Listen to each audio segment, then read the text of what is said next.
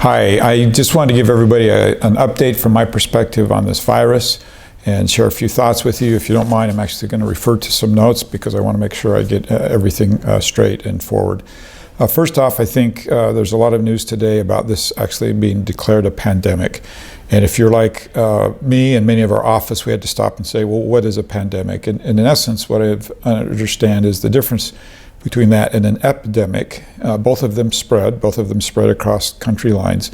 But a pandemic is one where our bodies have not developed immunities to it yet. And that's what this is, obviously, and everybody can see that.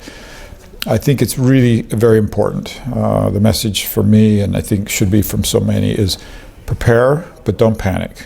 This is not a situation where it would be wise not to be thoughtful. We heard today that the Church of Jesus Christ of Latter-day Saints is making pretty dramatic changes to conference and to missionaries. I'm hearing from party leaders that they're contemplating the meetings that we're going to be having with lots of people coming up. In our office, we're talking about things like town hall meetings. You'll probably hear us very quickly announce that our traditional town hall meetings will be moving to some kind of electronic format for the next little while. All these things are good preparation, but we're also seeing a lot of panic. We're also seeing information spread that may not be accurate or good. And I don't think this is a cause for panic. I think that the most important things we can do is follow the direction that's given to us. I kind of joke with people, I've heard that this impacts you if you're 60 and older in a more dramatic way, and I'm 59, so I'm not worried.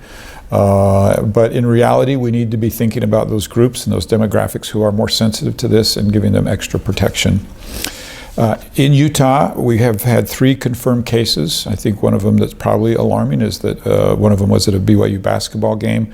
And I'm told that those who are working on this are working very, very hard to contact everybody that was involved with that, doing all the right things and being really proactive about it. Governor Herbert has appointed Spencer Cox to lead this efforts in the state. And Lieutenant Governor Cox is working with schools and all the different entities and health organizations to put together their plan and the state plan. Last week in Congress, you know that we approved a nearly $8 billion effort.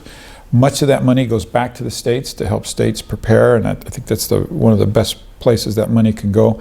I think it's important to realize that the federal government has a role here, but one of the most impactful roles will be done on a state, county, and even city level. And that gives me a lot of confidence because I know our leaders in Utah and have a lot of confidence with them.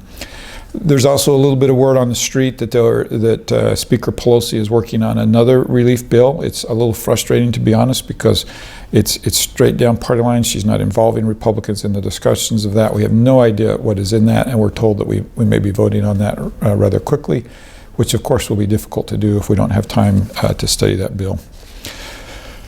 What can you do? There's some really basic things. Follow the instructions. If you're feeling fever, cough, shortness of breath, consult a healthcare professional.